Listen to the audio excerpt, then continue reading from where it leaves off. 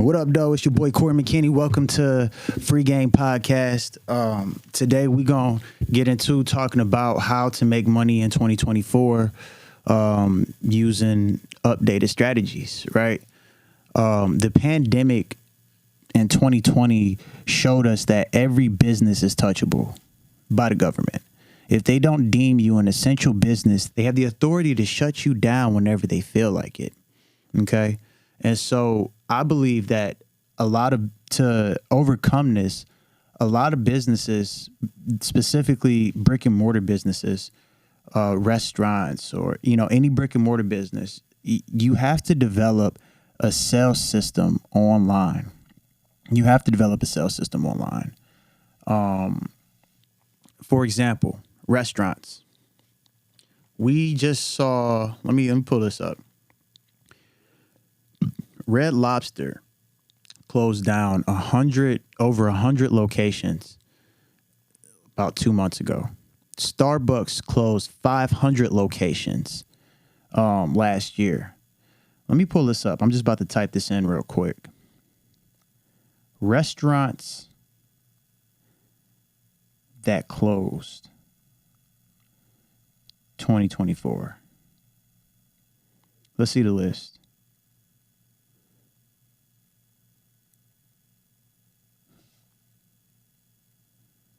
Major restaurant chains that closed down. This is on Forbes, okay? Let's go through this. Cracker Barrel. Cracker Barrel shut down. How many? Cracker Barrel. Oh, hang on. This is on Forbes. The list is a lot of big businesses. Cracker Barrel shutting down hundreds of locations. Applebee's closing about 35 to 50 locations. TGI Fridays shutting down 1,000 locations. Denny's shutting down 57 locations just last year and anticipating another 20 locations shutting down this year. Boston Market shut down 300 locations. Red Lobster, like I spoke about before, shut down 93 locations. They filed for bankruptcy in May, disclosing an outstanding debt obligation exceeding $1 billion.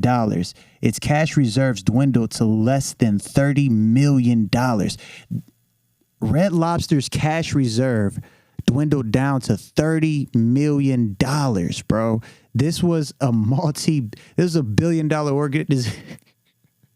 Let's keep going. MOD Pizzas. Well, I don't think we got them in Detroit. I don't really know about them. PDQ, I don't know about them either. They closing down.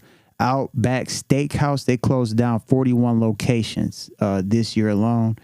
Hardee's closed down 40 locations in 2023 and another 10 locations so far this year. I don't know Tijuana Flats, but again,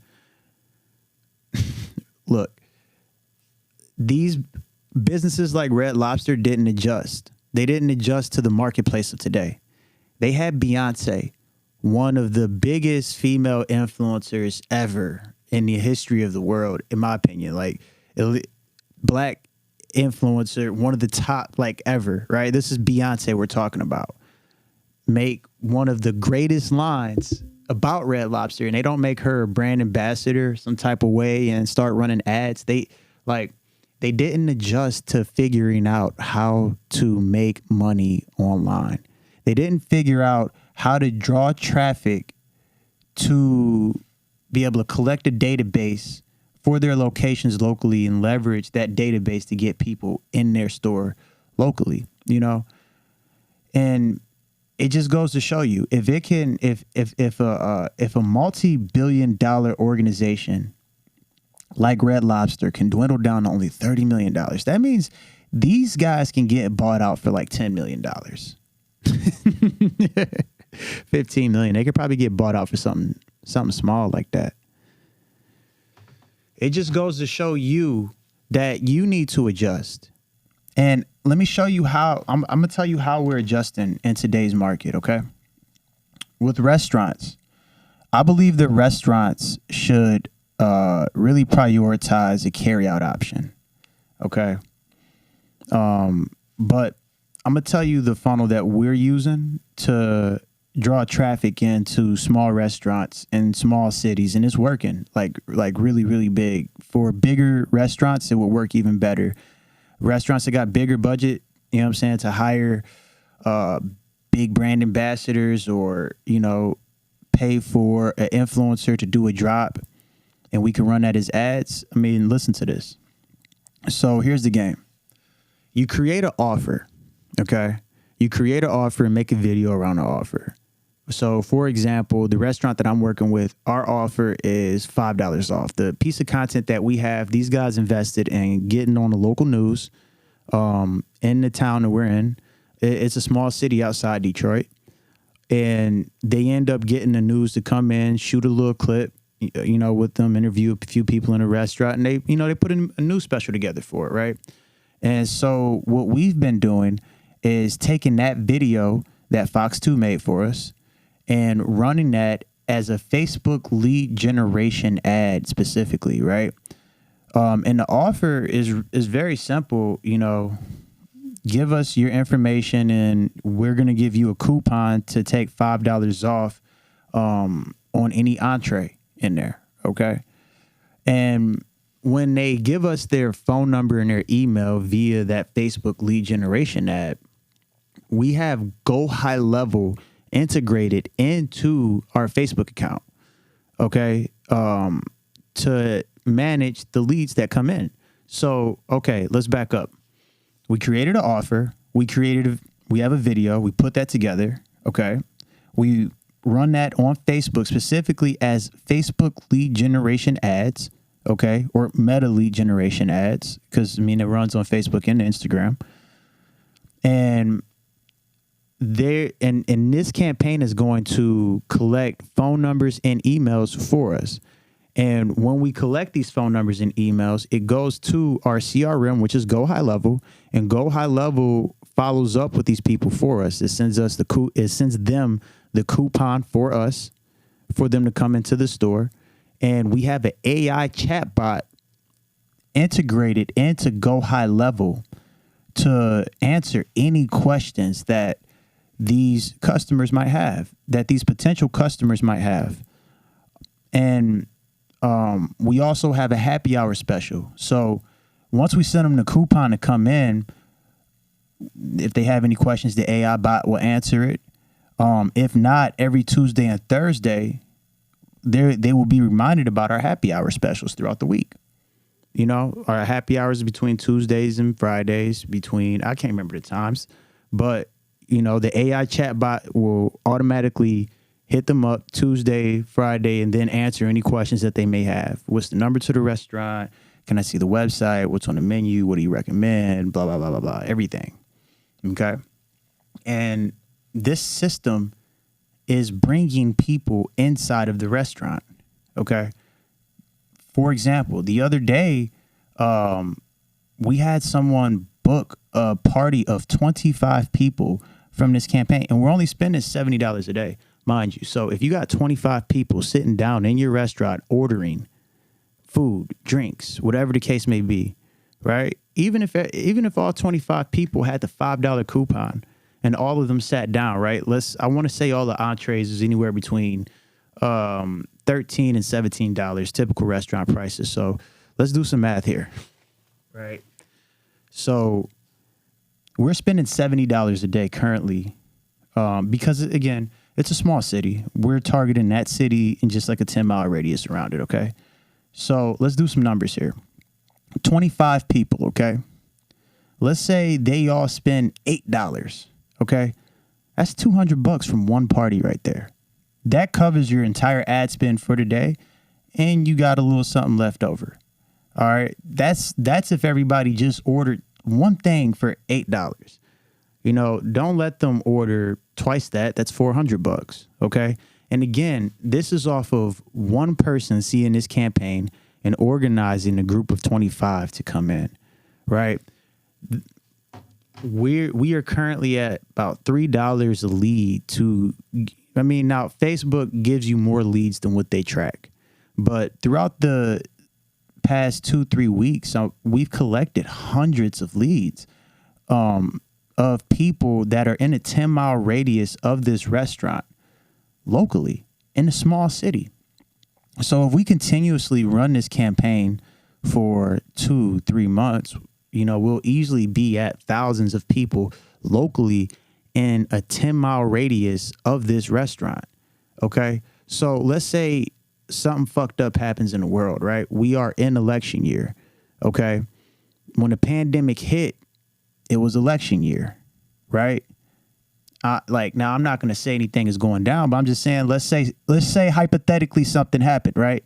Towards the end of the year and they decide to shut everything down, right? Let's say they decide to shut the entire world down again because the bird flu and took over, or whatever new virus and took over and people are dying and they got to shut everything down and come out with new vaccines and blah, blah, blah, blah, blah, right? They showed us they can do this. So this isn't anything like crazy to think about at this point because they literally did it before, right? If that was to happen and we continue to run these ads, we would be completely fine. Restaurants are essential business, okay? And if we have a database of thousands of people locally, but they can't come in and sit down, fucking great. We will give everybody half off, 60% off, 40% off, 30% off, whatever the case may be, on your first time using our carryout option, And if people are just cooped up in the house, they can't go nowhere, they can't do nothing. I mean, listen, restaurants did pretty well during the pandemic, the ones that adjusted. It was a lot of restaurants that shut down. They never bounced back, like the Red Lobsters of the world. And there were restaurants that actually took off because they optimized for a carryout option. Like they made their restaurant business model around carryouts and they did better than before, And I believe that every business should have unbreakable systems like this. You should have a source of getting consistent leads and a way of nurturing these leads to purchase your products or services. Now, I just gave that example for restaurants specifically. All right, but let's go to chiropractors, right? Again, chiropractors, right? All right, let's take the pandemic example out, okay? How are you getting leads? Probably word of mouth, right? This same system will work for any service-based business like chiropractors, like lawyers. So let me tell you, like for a chiropractor, right? What I would do is do like a free adjustment, make a video, make an offer around, come in and get a free adjustment, right? And again, run this as a Facebook lead generation ad. Some people are going to come in just from seeing the video. Cool. All right. But we're not counting those people because the ones that really matter is the ones that we can track and quantify. You can't scale what you can't track, right? We only counting the people that we can track. So, okay, free adjustment on your first visit. Make that a video, make that an offer, run that as a Facebook lead generation ad, as a Meta lead generation ad. Collect the phone number, collect the email, follow up with everybody via Go High Level using the AI chatbot to answer all their questions and entice them to use that coupon that we send them when they sign up originally to come in and use their to use that coupon so they can receive the free adjustment. And then once they're in the door, now it's up to you as the business owner to close them. Okay? This is a system. I mean, this system is replicatable across just about every single niche. Let's go dentists now, right? For dentist offices. Free teeth whitening. Free teeth whitening. Make a video around it, make an offer, run Facebook lead generation ads around it, okay? Collect the phone number, collect the email, target everybody around a 10 to 15 mile radius of that particular location, right? And send them out a coupon via email, via text for them to come in and get their teeth whitened, right? And once they come in, then you sell them on the other stuff. Then you examine them and see everything they actually need and try to turn them into an actual customer from there. So, this is very, it's duplicatable across every single niche. If you braid hair, if you sell cars, if you're a lawyer, free consultation. Consultations might typically cost $300, $500 for your time, whatever it is that you charge, right? Give a free consultation for like 15 minutes, 20 minutes, and give them as much game as possible in that consultation. The more game you give somebody for free, the more likely that they are to buy from you because they trust you. Like if you're telling someone things that can help them and you're genuinely trying to help them, you're not trying to benefit from you're trying to benefit for yourself. Now, I'm not going to act like everything is just right, but like you're genuinely just trying to help them. They're going to be more willing to trust you and more willing to pay you, So I believe that moving forward for service-based businesses, a combination of Facebook lead generation ads or Instagram Messenger ads combined with Go High Level, following up with Go High Level and using the AI chatbot to follow up with these people in Go High Level to get them to either book calls or just simply use whatever coupon and come into your establishment is a easy and scalable method, for any service-based business. And I want to go back to the restaurants because there's a lot of restaurants in the city of Detroit that I would love to make aware of this. We're killing it right now with a small restaurant in a very small city using this exact same method. And this process is completely duplicatable for every single restaurant. Every single restaurant in my city, in the city of Detroit, can run this simultaneously. You guys aren't stepping on each other's toes. It's over 1 million people in the Detroit metropolitan area. Most of your restaurants can only seat about 40 to 60 people.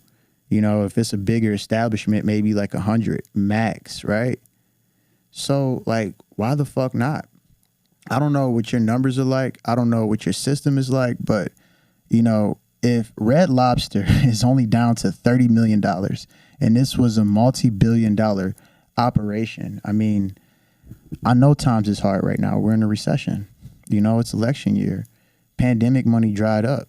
Inflation is out the ass because of all these wars that's going on. All the money that they're printing and sending overseas is making everything in the United States go up, and we have to pay for that, right? Which makes times harder for the average American currently, right? Which makes times harder for the average business owner currently. A lot of people just don't got it right now, man, and this is how we adjust to today's market. The people that adjust to how the world is right now are the ones who's going to make money for the next 10, 20 years. It's not that money's not out here. It's that it's flowing in a different direction. You feel me? The traditional brick and mortar business model is dying / dead. And it's not my opinion. This is, that's just restaurants that shut down. Now, I've made millions of dollars for clothing brands, right? Let's look up how many I'm curious. How many clothing brands have closed? Let me see. Clothing stores close 2024. Companies closing stores. Hang on.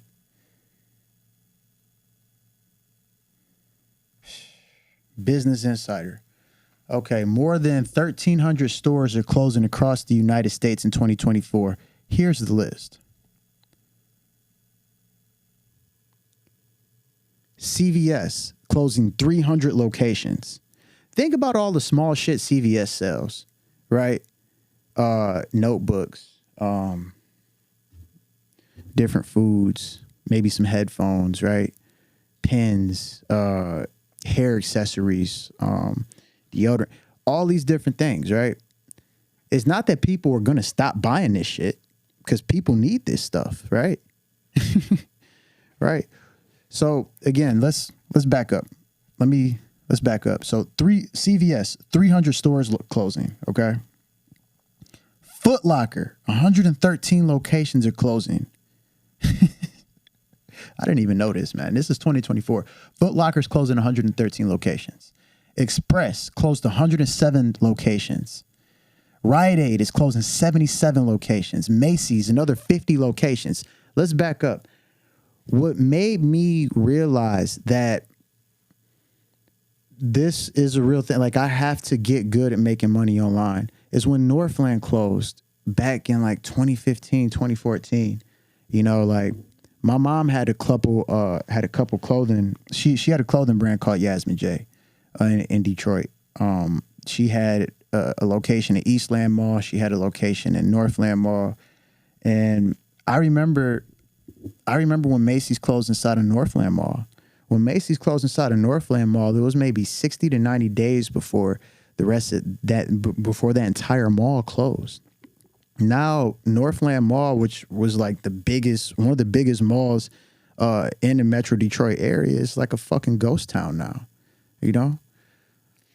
So, and it's just crazy because Macy's has been shutting down locations literally for like the last 10 years, but Macy's shut down another 50 locations. Big Lots shutting down another 40 locations. I don't know what Foxtrot is, but they're shutting down another 33 locations. Walmart is shutting down 10 locations. That's not a big deal. TJ Maxx shutting down another 10 locations. So what does this show you? Are people going to stop buying the items that are sold in CVS? No. Are people going to stop buying Express, or are people going to stop buying T-shirts? Like the type of T-shirts that Express sell? Absolutely not. We all need to wear clothes, right? So the money has to shift somewhere. People going to stop buying items that Rite Aid sells? No. This creates an opportunity for new entrepreneurs to rise and sell these same items online that these brick and mortar stores were selling. And for the people who own brick and mortar locations that sell physical products, if you do not focus, let me look at the camera.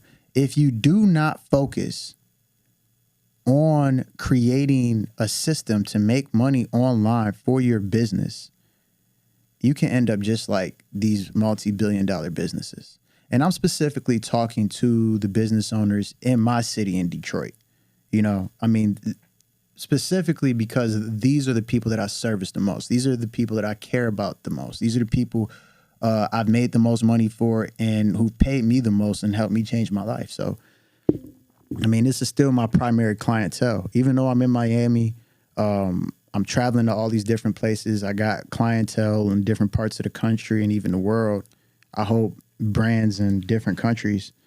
I mean, the root of everything that I do is the city, you know? So specifically and it's not just everybody in the city, it's specifically the Black community in Detroit is who I've served, you know? That's just who's given me the opportunity. That's who I've had the opportunity to make the most money for.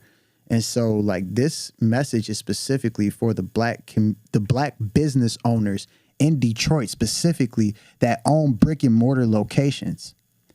You have to develop a system to make money online, or it is a possibility that you can end up just like one of these billion-dollar corporations that closed. You know, you can end up like Express closing 107 locations, Foot Locker closing 113 locations, CVS closing 300 locations. If you're thinking about expanding out to more brick and mortar locations, taking on another lease and stocking it with more inventory without a for sure system to sell it online, understanding how the economy is and how the government has treated us in the past, just 4 years ago, and we're in election year, it's crazy. It's literally crazy. And I want us to come out on top. Sincerely, I want us to win. And the only way for us to win is for everybody to lock the fuck in on making this money online. It's trillions of dollars out here to be made, you know? I mean, I've had crazy fucking stories, bro. Like, you know, going from $400 in the bank account to $120K in 26 days, you know, of launching a brand, you know, from working with a brand that only made their money in brick and mortar to making them $500,000 in 6 months, like multiple times, time after time after time after time, specifically for businesses in Detroit. Y'all, this is the truth. Y'all know this is the truth. Hang on. So I want us to win. I sat down, took the time to record this alone here because I want us to win. It's that simple. You know, I don't want to see anybody's business close.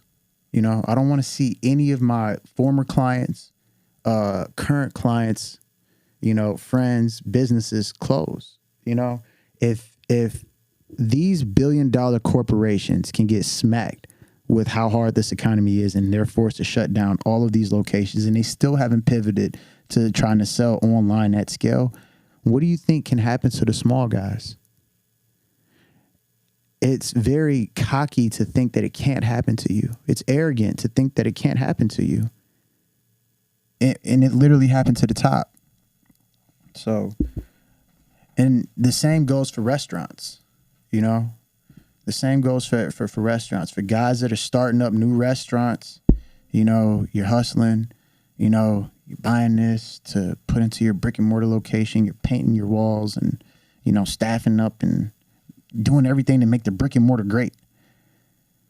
You're vulnerable. You're at risk of being wiped the fuck out, just like Red Lobster was. You know, if you don't have the proper systems in place, you know. And I'm not just anybody who's saying this. Like, I'm a guy who's literally generated 8 figures in the city of Detroit alone, leveraging paid advertisement. I've spent $500,000 out of my own pocket growing multiple brands that I've owned myself and with friends and family. You know, despite how that went, we didn't start off with $500,000 to spend. And 7 figures was made, despite how anybody feels. No one saw that type of money. No one. Not from where the fuck we from. You know, it's $5,000 houses on our blocks. And it's a reason them houses is $5,000. Right? On all of our blocks. At least where I'm from on the east side. You know, and where I know for sure a lot of my family members are from on the east side as well. We never saw that kind of money. So this is real. This is real fucking life, man. Yeah, I want everybody to win, you know, and we all have the ability to. The opportunity to make money online is more abundant than ever before. The opportunity is literally greater and bigger than it's ever been, you know, and at this point, is no excuse. There's no excuse not to have a system for your business that is generating money. Literally. I mean, people can say what they want. Like, it's been fucking since 2016, 2017. It's 2024. I'm still like, I'm not trying to talk from a perspective of like me being that guy. I'm not. I just studied the right stuff. You know, like it's just obvious where the business world is adapting and adjusting to. And you're either going to adapt with the way the world is heading, you're going to adapt with the way the business market is developing, or you're going to fall the fuck off. Kings got to get overthrown. You know, a new generation has to rise. It's inevitable. It's the circle of life. I mean, we're seeing these top businesses fall. You know, and even during the pandemic, we saw a lot of businesses get bought out by e-com guys. I mean, Ty Lopez had an investment group that bought out Radio Shack, Charlotte Rouge, Dress Barn. All of these were multi-billion-dollar businesses that were too cocky to adjust to how the business market is developing. These businesses made billions of dollars and they got bought up for basically pennies for what it was made. For basically pennies comparatively to what they made. These were billion-dollar businesses that got bought out for 8 figures. Put that into perspective. It's levels. We all know it's levels to this money. It's a difference between someone who has 1 million and someone who has 10 million. It's a difference between someone who has 10 million and 100 million. And it's a big difference between someone who has 100 million and a billion.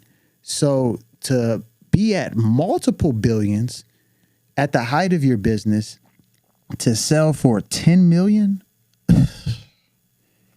it's crazy. I mean, but this is the time that we live in, right? And, you know, to kind of bring this conversation back around too, the conversation with myself back around, right? Buying and selling businesses, buying and selling cash flowing stores. Real estate has made the most millionaires in America. Mergers and acquisitions make billionaires. I mean, think about it, right? Did Elon Musk buy Twitter, X? Right? He certainly did. He didn't start it. Did he buy PayPal? He certainly did. Right? Microsoft was DOS before before it was shifted into Microsoft. Right? Microsoft was bought. Okay? Geico was bought. All of these businesses a lot of these big brands that we know, like, were bought. A lot of these billionaires bought these businesses and scaled them up and made it what it is. Tesla was bought, you know, and scaled up. So let's bring it back, right? It used to be a time in my life where I believed that the only way I can make six figures legally was by playing basketball professionally. And it's fucking sad, because all I knew literally was going to school and playing basketball. That's it. I trained 2 to 4 times a day, every single day. Literally killed myself every single day so I could potentially get an opportunity to play pro basketball overseas. I didn't think I was good enough to make it to the NBA, but I always felt like I was good enough to compete against these guys in pro-ams and, you know, different open gyms. And I've had my opportunities. I've ran at a lot of NBA guys, and I've put some work in for sure. I've ran at a lot of, I ran with a lot of overseas guys. I put my work in for sure. But it's sad, man. It's really sad to be programmed mentally to so low to a point where you believe that in a world abundant of opportunity, that the only way for you to succeed is by dribbling and shooting a fucking basketball. You know, I think the same thing about the rappers. You know what I mean? Like, we're all programmed to sing and dance and entertain, literally, as, you know, Black Americans from certain parts of, you know, of this country and certain cities of this country, you know? And a lot of my friends made it to those levels. You know, they made it to high levels. They made it to some of the highest places to play overseas. Some of them made it to the NBA. And guess what? These guys are lost, man. They cannot see life outside of basketball. They cannot see life outside of that professional sport. And then they're treated like, even though they're paid good, they're treated like slaves. You have to work your way up. They're treated like slaves. You know, I was with my boy over in Puerto Rico. You know, shout out to Zilch, you know. Shout out to my boy Kyle. But I was over in Puerto Rico, helping my mans launch this brand, you know, doing our thing, right? You know, getting the brand together. And you know, I'm in the games. I'm going to the games. You know, I'm at the practices. I'm working out with them before the practices. I'm seeing this stuff, and I watch this coach literally tell these grown men, these grown Black men, mind you, like this is like a white Hispanic type of guy, you know, saying, "I own you, motherfuckers. You will not play anywhere if I don't allow you to. I own you, motherfuckers." And I'm thinking, bro, these is grown ass men, 30 years old. I wish them. You feel me? Like, listen, I can't imagine another grown man talking to me like that. And I have to accept it for me to get paid. I have to accept it for me to take care of my family. I have to eat that shit. Yes, coach.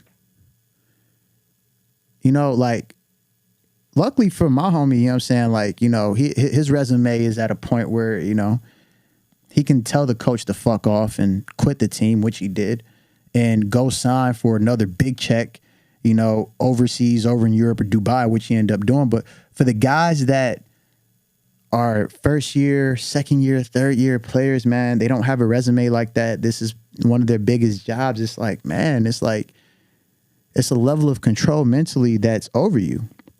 And honestly, this message is for professional athletes, man. Like, while you guys are playing is the best time to start developing a new skill set to transition out with. Okay. As a college basketball, like basketball is basketball. Like I played basketball in college, right? When you're deep in a sport like that, it consumes your entire mind. You obsess about it. It makes you crazy to a degree if you're good, if you're competitive, if you actually train 2-3 times a day and like you go out and you kill for real. You know what I'm saying? If you really, really like that, like you get soaked into it. You become obsessed with it. Like you put your all into it. And that's kind of what you got to do to be good at anything. But that gives the coach and who's ever running the team so much power over your life and your emotions to a degree. You know what I'm saying? Like, these guys aren't playing you, or, like, you got to think, you playing and you playing well is your opportunity to play for more money, to play at a higher level. So anyone getting in the way of that is getting in the way of your livelihood. It's that simple.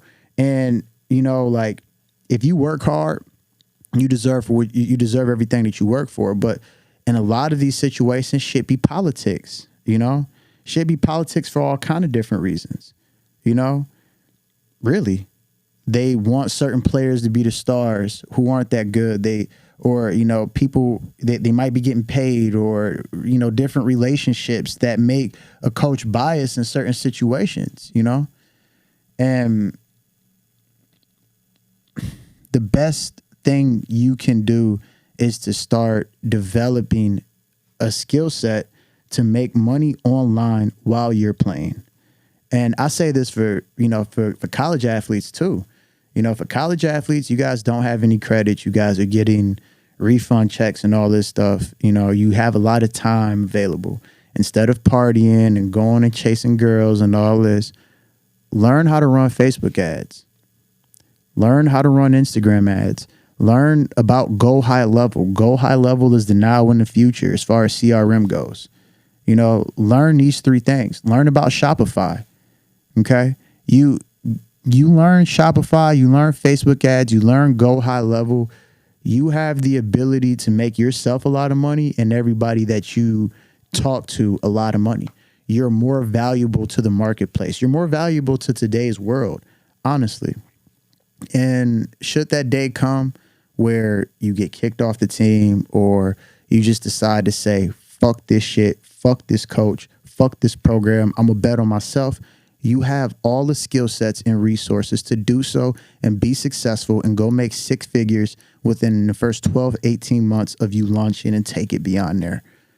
And I did it, like it's guys here in Miami that are way more successful than me, make way more money than me, and I believe I'm going to get there. But to even be sitting here and be able to say that, right now, like literally in this moment, after everything I've seen and been through, like going, like coming out of these different parts of the neighborhoods and, like, again, only knowing basketball, the best skill set I had was basketball. And then after that, playing the fucking piano, entertainment. So to have my only skill sets really be in entertainment, to reprogram and rewire my mind to adjust, to move in the business world, to develop new skill sets, and to continuously work at this every single day is a testament that everyone is able to do this. There's nothing special about me at all, like in this field at all, outside of my work ethic, which isn't even special. That's just, it's just in you, honestly. We all know what to do. Buy online courses, reach out to mentors, reach out to people who are making more money than you, who are doing better than you, and be humble enough to ask them how. be, like be humble enough to pay for the information and to sit down and understand that you don't know everything and to listen and take notes and execute on things that they are saying. The reason why I came down to Miami originally, as far as moving here, is because I was running a brand with my family at the time, and we got to 6 figures a month very quickly, but we didn't have the infrastructure to sustain that 6 figures a month, right? So we launch in October. We end up doing at the end of October. So between the end of October and the end of November, we end up doing 120,000 in the first 26 days and end up missing Black Friday. We did 120,000. It's crazy to think thinking about. Between the end of October and like the middle end of November, we did $120,000, and we didn't even go into Black Friday with ads because our ad account had gotten shut down. We didn't understand, right? So, okay, get a new ad account up after like a week or so. We missed Black Friday. Fuck. We end up launching again, like maybe 4 or 5 days into December. We end up doing 110,000 that month in December. Ad account gets shut down again. Like, what the fuck? Right? And, we have all these customer emails. We're backed up thousands of orders. I mean, the money was dope, but the problems that came with it is like, we just never made this type of money, so we never had these issues before. So we had to learn how to work through these issues, right? So what we do, we have some money put aside, obviously. We put $15,000 into hiring Rudy Meyer as a consultant, who was at the time one of the CEOs of Dress Barn, Charlotte Rouge, Radio Shack. He was a part of that. He was a part of Tai Lopez's investment group and acquiring all these small businesses that, or not, they weren't small. These were billion-dollar businesses. He was an investor and a marketer and acquiring all these former billion-dollar businesses that they took into their firm and that they were scaling up. So I'm like, if there's anybody who can help us get through this, is people who are managing accounts that are literally doing 9 figures. So we pay $15,000 to him, and we learned some things on how to get through it, right? As far as getting a new account, getting completely new information on everything, right? Different cards, different numbers, everything new. Using VPN, everything new. But we still had the issue with customer service, right? And I had flown down to Miami maybe in like January or so to, network, whatever. And I end up coming across a community, I found out, of minority millionaires that are in the same age demographic as me, with similar backgrounds. They don't come from, a city like Detroit, but, single mom household, not having, just not having a lot growing up, not having a lot of money growing up. Statistically, the odds were stacked against all of them. Every single last one of them. Every single last one of these guys, for the most part, I know that are millionaires down here that are in my age group that I talk to on a consistent basis. These aren't people who grew up in 2-parent households that, and these households were doing 6 figures. Like, no, like these were people raised by single moms who worked extremely hard to figure things out. And, I would imagine, seeing growing up like that made them want to make more money. It's that simple. And, I asked them where they moved. They said they moved to Brickell. At the time, my girl at the time was pregnant. We moved down here, right? Cool. And my intention in moving down here was figuring out one thing. How do we stay at 6 figures a month at scale? How do we stay at 6 figures a month at scale? Okay, recap.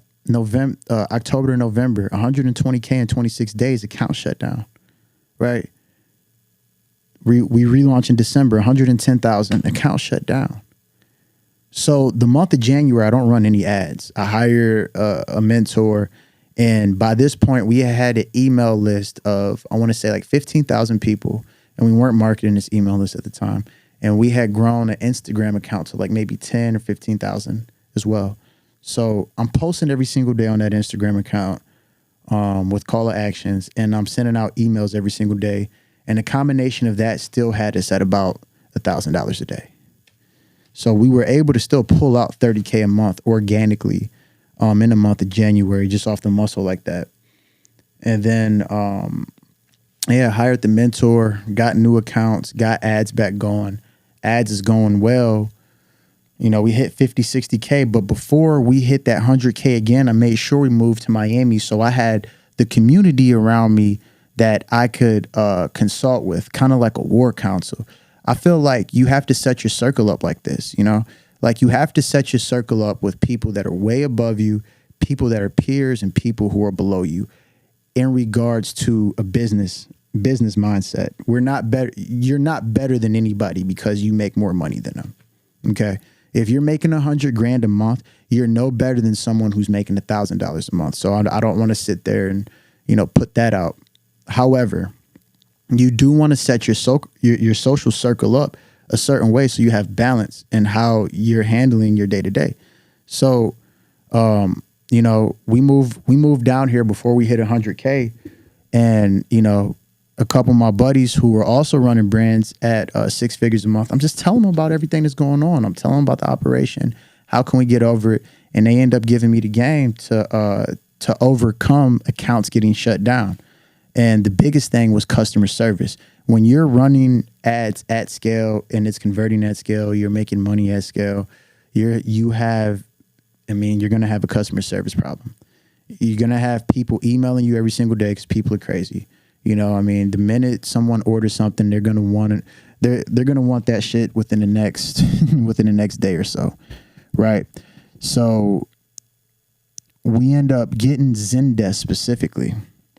And we had tickets. Zendesk is basically a customer service tool that integrates into your Shopify store, and it pops up, and people can create help tickets, like customer support tickets. And when they put in the ticket, it has an order number and all that, and it shoots to your back end, where we end up having a guy who his only job was to look at the customer service emails, okay, and relay that over to our fulfillment team. And our fulfillment team would, look at all the orders that our customer service guy put on the Excel sheet, what's missing, what the order number is, etc. And he would get that out and type in on the Excel sheet that, yeah, this order shipped out. So they communicated through Excel. So let's back this up. And I'm not sure if I'm explaining this well. So for customer service, this is how we sustain that 100K a month consistently. Again, backbone was customer service. Having Zendesk integrated onto the Shopify store. Okay. So people can put in customer support tickets. You have someone specifically to handle these customer support emails. What we did was have our guy created a Microsoft Excel sheet where all of the customer service orders would come in, and he would type in the order number, what was missing out of the order, what the problems were. And we had a fulfillment team also, right? Guys, we turned my apartment in Detroit basically into fulfillment. We sold $1 million worth of bonnets out of the Jeffersonian on the east side. Everything happened at the Jeffersonian. So we turned my apartment at the Jeffersonian into our fulfillment center. Okay. And we had 5 people. We had anywhere between 3 and 5 people working in there every single day. And so we had our customer support guy who was over in Toronto, communicating via the Zendesk tickets what was going on with the customers to an Excel sheet, which also was shared by my fulfillment guy who managed the entire fulfillment team at the Jeffersonian on the east side. And he would look at the Excel sheet. Okay, this order needs this. This order needs this, and he'd get these orders together. He'd get them to the post office with the team, and he'd update the Excel sheet.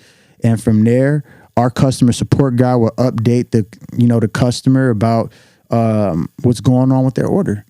And, just simply getting that done cleaned up a lot of issues, because our accounts were getting shut down, not because we weren't sending orders out, because we weren't communicating and people were complaining about it. So a week or 2 weeks, 3 weeks ago passed, they didn't get their order because we're behind thousands of orders and we have to spend 20, 30,000 on inventory at a time just to get caught up, not even get ahead, get caught up to the orders that we had. But I mean, now the orders, now the inventory used to come in a timely fashion where we get everything out within 30 days. But even still, if you don't communicate with someone after 2-3 weeks and they spend their money with you, I mean, how are you going to feel? Are you going to be happy or are you going to be pissed? Right? So, I mean, these people were pissed because we didn't know to communicate with them. We didn't understand how important this was for multiple reasons. We didn't know that these people can complain to Facebook and Facebook will shut our account down. We didn't know that these people could complain to Shopify and Shopify can hold up $40,000, $50,000, $60,000. That's what happened to us. Right? This is what happened to us. At the time of the iOS update. So, again, like, how do you get through this? Get the right community around you. Get guys who are better than you at this around you so you learn how to sustain. And the team end up ironing everything out, and we end up getting things to sustain, and we figured out how to operate smoothly at 100K a month. Now, I know for a fact, since we figured that out at 100K, I believe that we can do 200-300K a month at scale with no hiccups, no problems, as long as we have the inventory on hand. Or we're working with a fulfillment center at 3PL. So, man, your circle is important. But let's spin this back to the professional athletes, okay? To the professional athletes that's currently still playing,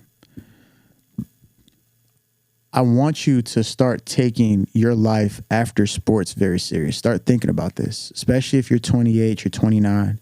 You might have another 5 to 8 years left max. How much money do you have saved? Even if you're making 20, 30, 40, 50K a month, how much money do you have saved?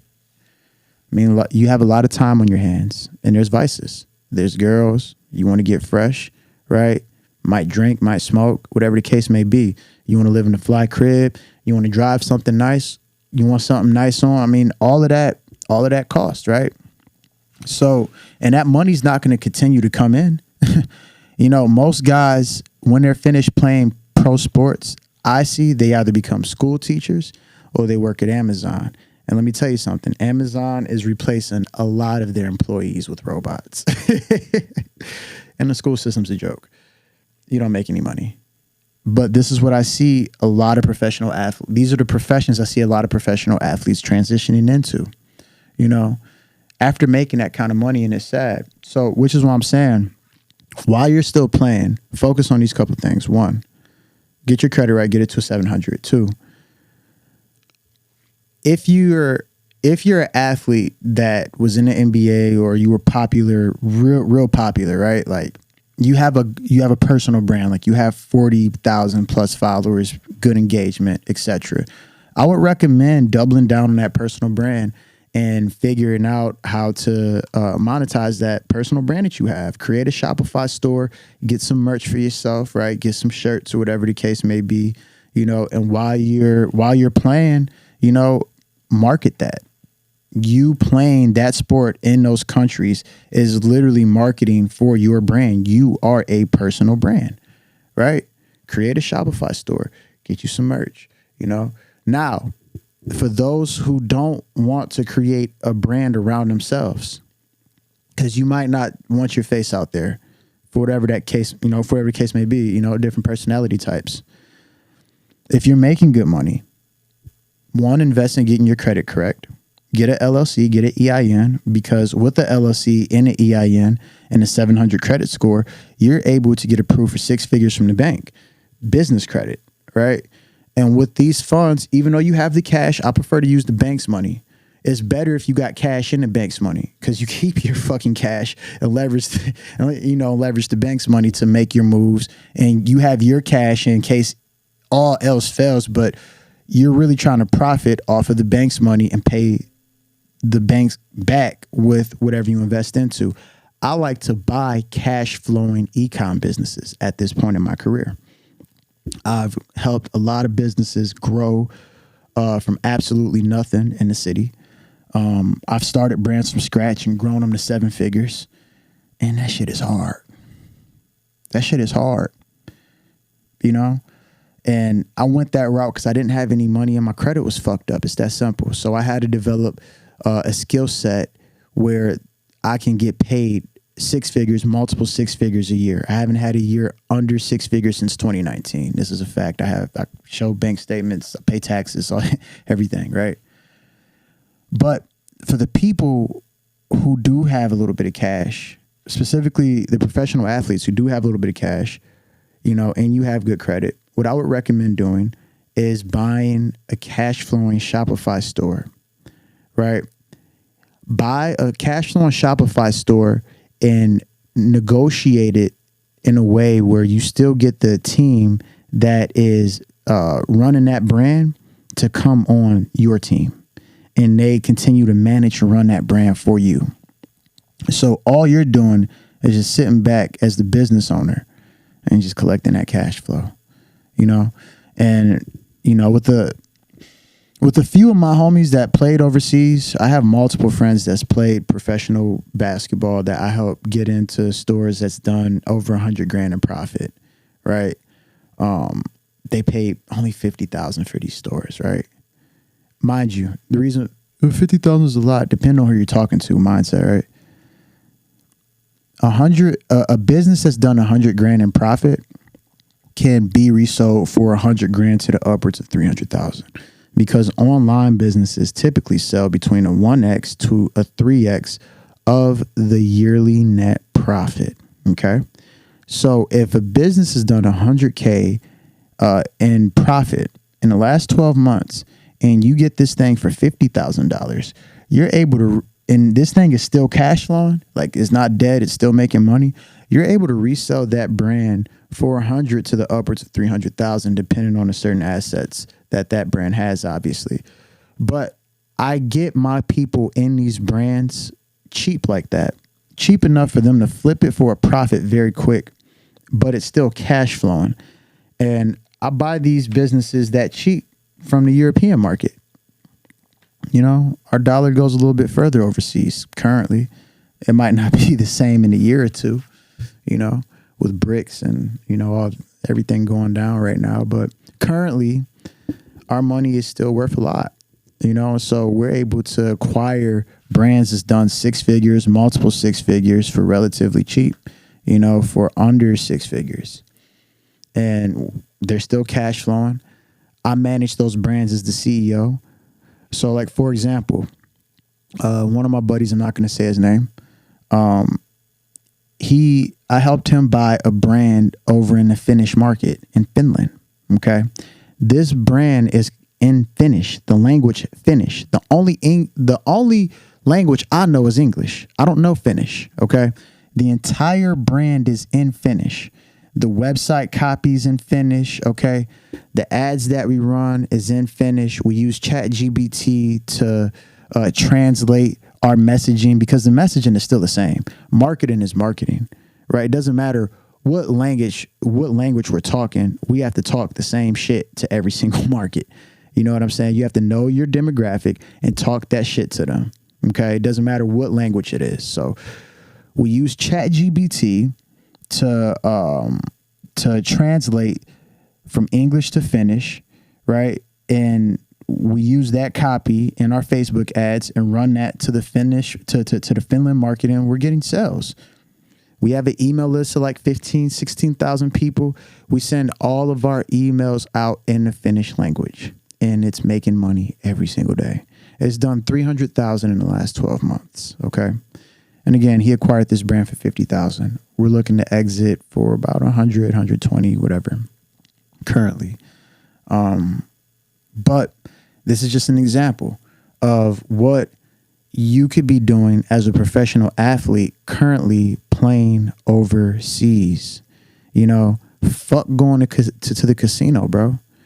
Especially if you used to be like a top dog, like you were in the NBA, you've played, you've made good money, like you were in the NBA, so you're for sure gonna always get paid good overseas.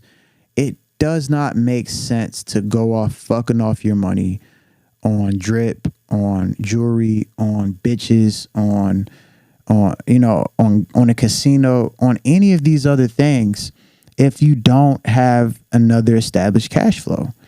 I mean, anything could happen, bro. Like, you could tear your fucking ACL tomorrow. I mean, you're like, bro, like you could tear your ACL tomorrow and be out for the next 6 months to a year. If you don't got a deal, bro, how you getting paid? But you had all this money coming in. You was making 20 to 50,000 a month, bro. Damn, how you back in the neighborhood fucked up? What'd you do with the money? That's how we look at you when you come home broke, right? And you don't want that for yourself. And not to sound negative in any kind of regard. I mean, I don't want my tone to sound messed up at all. But I mean, this is just the reality of how life works. And so you want to prepare for these kind of things. And I don't know, I just think now is the best, is a bigger time than ever. So I would acquire multiple of these brands if you can, and cash flow multiple of them and sell all of them in one conglomerate in one sale for, $1 million or $500,000 or something like that, because it's completely doable. It's completely doable. I mean, mergers and acquisitions has made more billionaires. There's more people in mergers and acquisitions than ever. The opportunity is very big still. I mean, you need some money and you need some education, or you need to be next to someone who knows what the fuck they're doing. It's that simple. And that's the message that I want to kind of give to the professional athletes. Create other sources of income while you're actively playing. And for collegiate athletes, start trying to create a source of income while you're playing. The only thing that saved me, I was a guy who trained 2 to 3 times a day every single day. I rode my bike 5 miles to the gym every single day. We had practice at 6 o'clock in the morning. I was the first person at the gym. I'm in a full sweat while my teammates are walking in 5, 10, 15 minutes before we're supposed to start. And I'm not in a full sweat because I biked 5 miles. I'm in a full sweat because I'm training before we train. I'm getting shots up and doing ball handling. I get a full workout before our workout. So by the time our workout starts at 7 o'clock in the morning, I'm already ready. I'm already ready to go at you off top. And anybody who played against me, you already know. If we was to sit down with each other, So with that, I mean, I was fucked up when I got kicked off the team.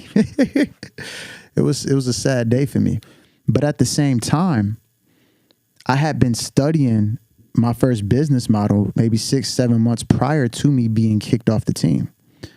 And I had used my refund check to order my first inventory from Alibaba. Now, I didn't know anything about selling on the internet. I was just selling items hand in hand to local stores, local gas stations, Metro PCSs, places I knew that were independently owned who would spend some cash, right? I sold cell phone accessories. This hustler still work. Order you some cell phone cases for the newest iPhone, the iPhone 15, 14, whatever the case may be. Get like 200-300 of them, all right? And start going door to door. Go door to door to every single Boost Mobile, every single Metro PCS, every single gas station, every single liquor store. Order you like 500 units. You'll come up on your first $1,000 day. Wake up in the morning and hit every single store and hustle all day. I used to wake up in the morning and I'm like, okay, I'm gonna ride 8 miles from the west side to the east side and hit every single Boost Mobile, hit every single Metro PCS, hit every single last gas station, hit every single liquor store. Then the next day I would go 7 miles from east to west, right? Same thing. Every single Boost Mobile, Metro PCS, liquor store, and gas station. 6 Mile, same thing. Finkel, only on the west side, but I'll run through Finkel, then slide over to Plymouth Road, same thing. You know what I'm saying? I went through every single neighborhood like this. Okay, until I sold all of my inventory, all of it. Okay. So, but here, let me back up. I get kicked off the team, but I had ordered inventory maybe 3 weeks before I had got kicked off with my refund check. So the day I got kicked off the team, my inventory literally touches down 2-3 days later. And a pivotal point for me, like I wanted to get back on the team. They were telling me I had to do all this ass kissing that I wasn't willing to do. And shout out to Madonna University. Shout out to the men's basketball program. I think Coach Noel just made a mistake. Some guys don't understand when they're being racist. And he's definitely corrected his mistakes since then. He recruited a lot of guys that were like me, and he's winning championships now. He's winning national champion. I'm proud of him. I'm proud of everything that these guys have accomplished. But, take it back. Take it back, though, I mean, coaches and these type of people have more control over your life than you do when you're in that situation. And, again, what saved me was just working on this business model while I was playing. Even though I'm training 2-3 times a day, when I get home, I'm on a laptop learning all this different shit, getting my LLC, getting my EIN, looking at different phone cases I can sell, different models, looking up all the different locations I can go to, getting my numbers, getting my margins, seeing what I can sell it for, getting everything together, right? So by the time he kicked me off the team and I touched that inventory, it was just God, When I touched that inventory, I went out that day and I would start selling, and I had my first $1,000 day. The next day I had class in the morning, but I still had inventory left. What do you think I did? Went to class? Absolutely not. I went and sold that fucking inventory. And I didn't go back to school until I sold all that inventory. And then when I start going back to school, I'm in business classes and I'm questioning everything that these teachers are talking about. Literally, I buy me a nice little Cadillac. I'm feeling myself. And I dropped out. It's that simple. I dropped out. I believed in myself. I saw that this was doable. The whole reason that I even started playing basketball in the first place and training as hard as I did was because I wanted to get out of Michigan. I wanted to get out of Detroit. I wanted to get out of an impoverished way of living. I wanted to make 6 figures legally. I didn't want to sell drugs. I didn't want to scam. I didn't want to do anything illegal to make my money. And at the time, in the city, in Detroit was bankrupt. There was no jobs. It wasn't this whole revitalization thing. I was a part of the generation who had to get outside and figure out a way to make money without a job. My entire generation was like that. Even the most nicest, most humblest kids that I went to school with, everybody had to jump out and figure their way. That's just what it was. And I don't think it makes us bad guys. I don't think it makes us special. I don't think it's just what it is. And it was the driving force for a lot of us, it was a driving force for a lot of us being what we were on the court. I mean, I played with a lot of good players, JUCO, I played with this guy named Johnny Mills. He was All-American, arguably the best scoring guard I played with, probably the best scoring guard I ever played with, And I know everybody just had the same vision. You feel me? If you get through school and you get a degree and you can go and get that job, cool. But I mean, come on, man. We live in a world where, a bachelor's degree is about as great as a high school diploma. I know people who graduated from Central Michigan with a bachelor's degree coming out into the job market, and jobs are offering a minimum wage. So again, it was about how do I make 6 figures legally? And fortunately, I've been able to make significantly more than that. All praises to God. And I've been able to make my clients even more than that. All praises to God again. Develop the skill set of making money online. You know? And it's a couple different groups of people I talk to. The business owners in Detroit currently who have brick and mortar locations, but don't have a good sales process currently. Mark my words, a dark day is coming for brick and mortar. It's inevitable. Look at the top. The top is crumbling. It's going to trickle down. And the only way to sustain is to adapt to how the business market is moving. Everything's online. Okay, if you're a service-based business, figure out an offer, get some lead ads going, get some messenger ads going, get some Facebook and Instagram lead ads going, get Go High Level hooked up. You can go on Upwork and hire someone to handle majority of this shit. Only person you'll have to hire in-house would be a videographer, and you can find a videographer in your city. Come up with an offer, get with a videographer, make the content, run Facebook lead generation ads and Instagram Messenger ads, integrate Go High Level into it to handle the messages, the text messages, the emails, and the Instagram Messenger for you. Hook up an AI chatbot to follow up with everybody for you and get them to book calls so you can get on the phone and close them, or get them to come into your establishment so you can fucking close them and make money, and scale that system up. Everybody, if you're in a service-based business. Now, if you sell physical products, lock in on your Shopify brand. Turn your brick and mortar location into a fulfillment center. If you have I fulfilled $1 million worth of orders out of the Jeffersonian with my Shopify brand. We made more than enough money to get a brick and mortar location, to get a fat ass nice shine, a sign, make it real nice on the inside, paint it, decorate it. We made enough money to do that. We chose to keep our overhead low, pay our people a little bit more, and fulfill everything out of our home, because all the sales was coming in online, and it gives you location freedom. You can take your hands off of it. You can trust certain 3PLs. I know a few 3PLs if you don't know what that is. If you don't know what a 3PL is, it's a third-party logistics company.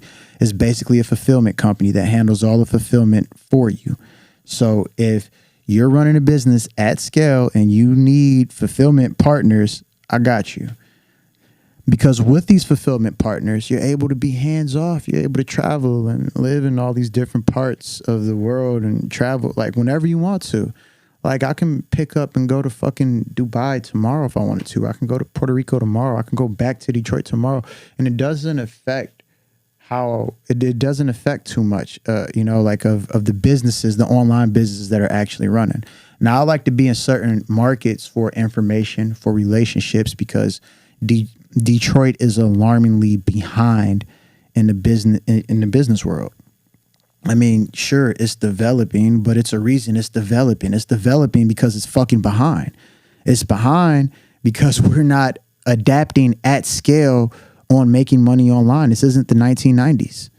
This isn't the early 2000s. All right.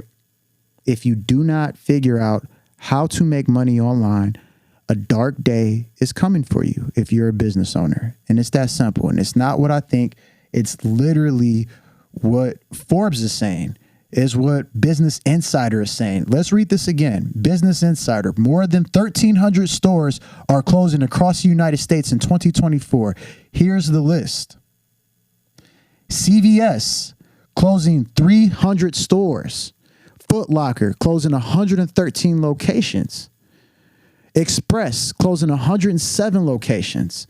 Rite Aid closing 77 locations. Macy's has been shutting down locations for years, but they closed another 50 locations this year. If none of you brands have made more money than any of these businesses that did billions of dollars, again, develop a system online to make money. Like, grow your, lock in on your Shopify brand. Lock in on the Shopify side. Now, let's Google restaurants closing in 2024. So if you own a restaurant, oh my God, Forbes. Let's go to Forbes. Let's go to Forbes article. Okay. Let's go back to Forbes article. Cracker Barrel. We all know Cracker Barrel. Shutting down hundreds of locations. Applebee's.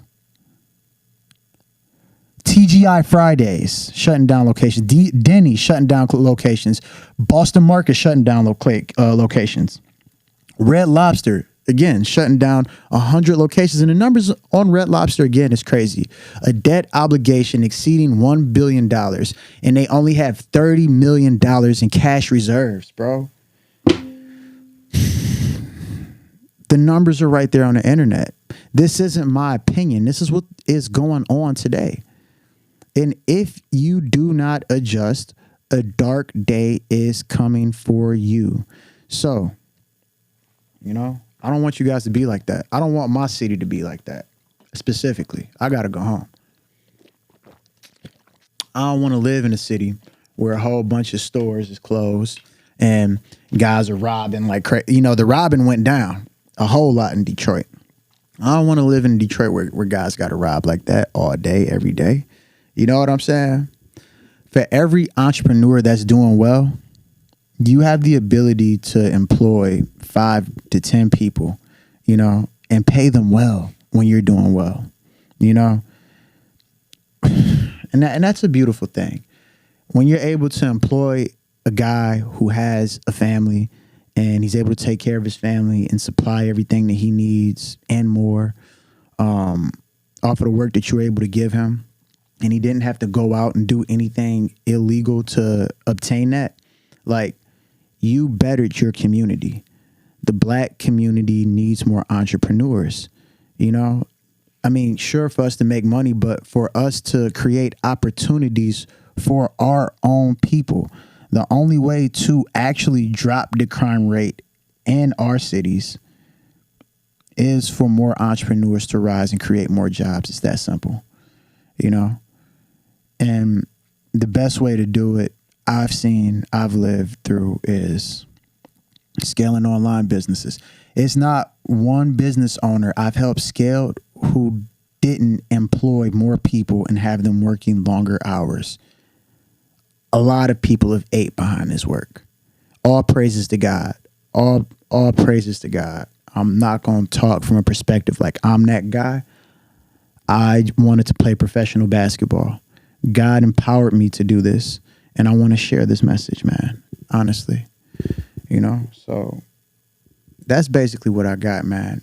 Detroit, we got to make money online at scale. You know, we got to generate this revenue in Detroit online at scale. We have to, or a dark day is coming for all of us. Yeah, things are great right now. It's the honeymoon phase right now. Everything is good right now. It could be okay. I don't know, but I do know that the government has the ability to shut shit down whenever they feel like it. And the only way to overcome that is literally by developing your own way of making money online. Because they can shut your physical location the fuck down if they don't deem it a necessity business. And we saw that. They proved that. And we're in election year. So, you know, my little run with free game by myself, you know. You know, if you fuck with what I'm talking about, go ahead and like this video, you know, and subscribe, man. You show me some love, subscribe, you know, and shit, that's that.